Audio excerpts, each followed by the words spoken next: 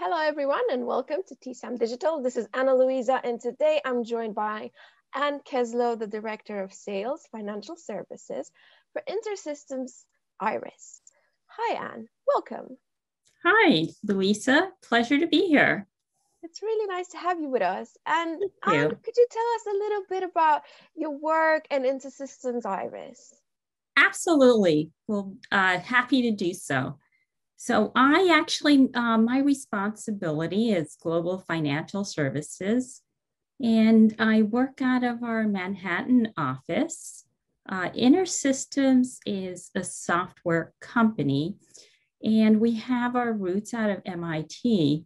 What we do is centered around data management. So we provide a comprehensive way to access data, to store it, to scale it, to look at insights around the data. So it's really the holistic view of what you need to do with data all in one.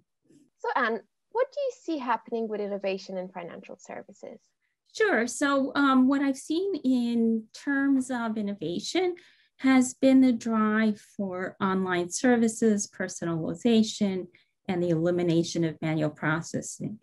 What this has led to is the need for better insights and customer interaction.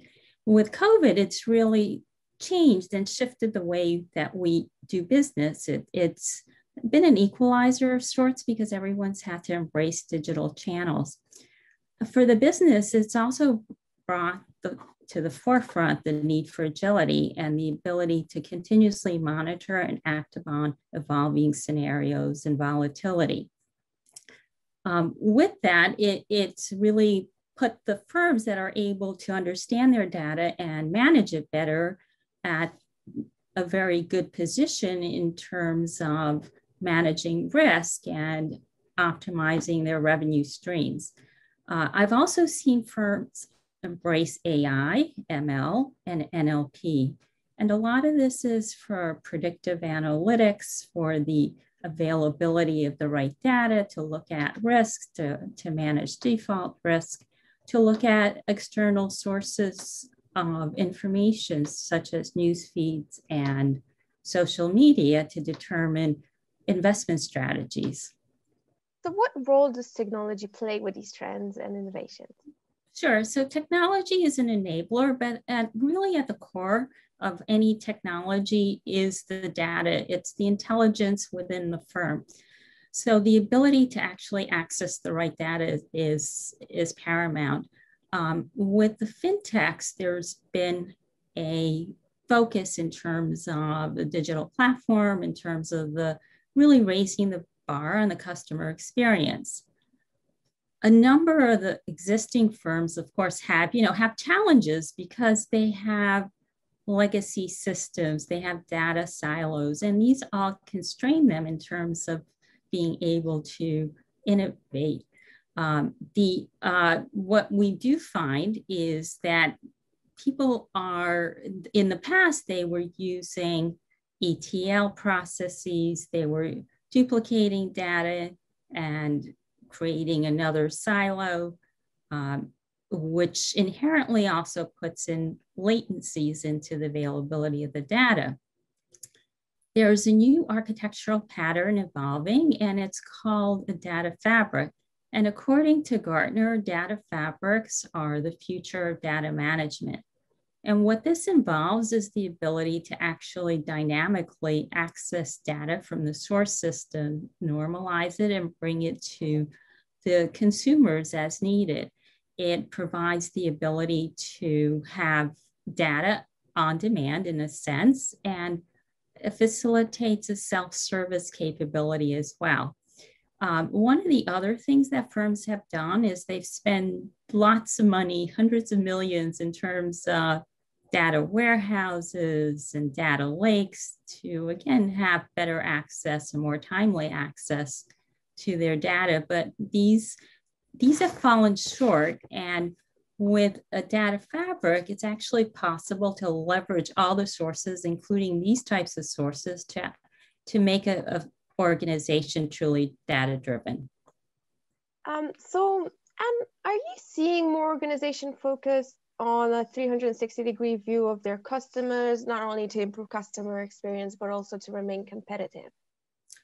Yeah, absolutely. So it's essential to understand your customer and to really bring about the customized, tailored services that you need in the market to compete. And in order to do so, you need to actually be able to bring together not only your internal sources of data, but many times you need to also combine it with external sources. And so when you look at, having the capability of a customer 360, you're able to look at next best actions. You're able to look at the potential of expanded revenue streams for the business, perhaps even predict things like customer churn.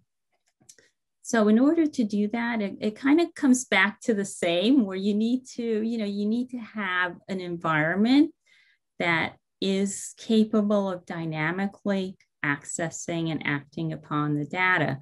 The other thing that is important is firms are really trying to get to a self-service mode. So where they're able to not only bring the data together, but in an efficient and cohesive way, be able to do analysis and queries against that data. So what are your customers doing in this area? How are they utilizing predictive analytics, AI, and machine learning? Sure. To have a successful AI and ML environment, you do, again, it's the foundational pieces that I keep coming back to is the data itself, is the right data from the different data sources. And the data is at a variety of different types of data, as well as different frequencies of data. So I'll give an example of one of our retail clients that is using machine learning to determine client behavior. And what they were doing is, and this was in particular very helpful to them during COVID, where they closed their branches. So what they were doing is they looked at different metrics. They modeled different metrics, things such as transactions, such as loan activities, looking at credit card. And they were able to then take this information and do predictive analysis or predict what kinds of needs the customers might have, and then target the availability of their products to meet those needs.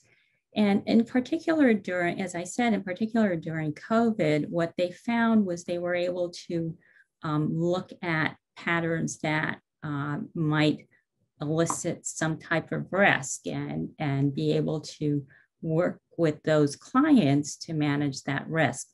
So not only did this help them in terms of their the risk management for the business, but it also drove additional customer loyalty. It actually brought on more customers, as well as increased their year-over-year loan production by 57%. So they had the best year ever, as a matter of fact, which was quite a nice achievement. So financial services organizations certainly have plenty of data, but it's dispersed across the enterprise and locked away in legacy systems. And how could business users, in our case, asset managers, have an accurate real-time view of their data to guide their decisions? The asset managers and the business users, they want to be able to have interactive insights. They want to be able to have access to the data as they need it, when they need it. They don't really want this big lift and shift from IT, which is typically the case. So in order to be able to connect to the data sources, again, it could be a variety of different data types, and it could be internal and external, to do analysis and to do complex analysis and calculations against the data to drive better decision-making on the investment portfolios.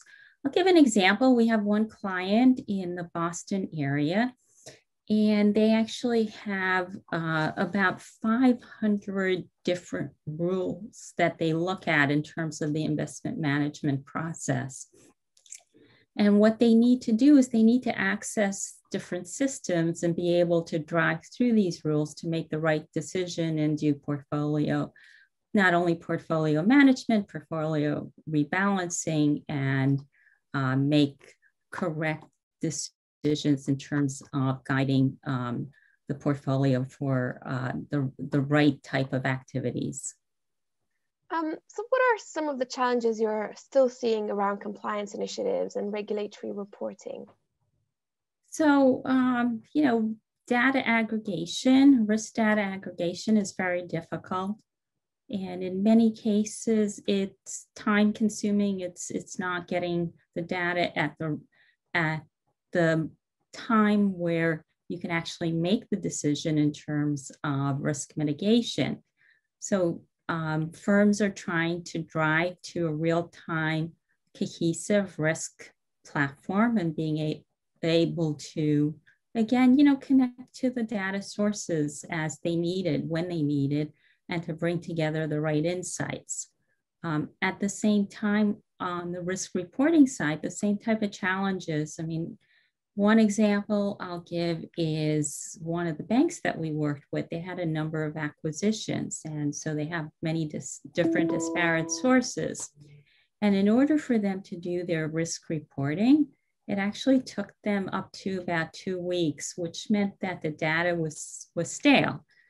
What they needed to do and was asked by the regulators to do was to actually make the data more transparent and more current.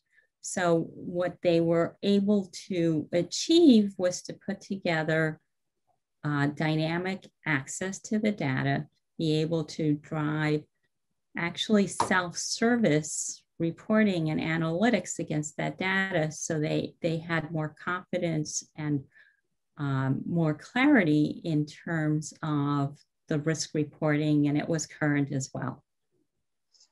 So that's really fascinating. Now, it's actually wondering, what is the best data management approach here? And do you have any customer success stories in this area? So the best way for data management is really, to look at your organization. It's not to make a change in terms of rip and replace. That's a very difficult undertaking.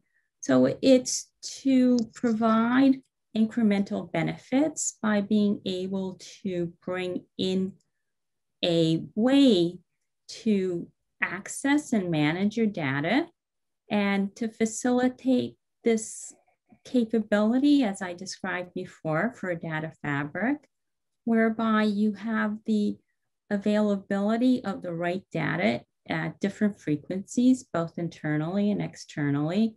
And you can use that data in a self-service mode. So I think from what I'm seeing, that's really where people are driving, is to become data-driven, to leverage the existing environments that they have, but really to become more agile and be able to react and service their customers better.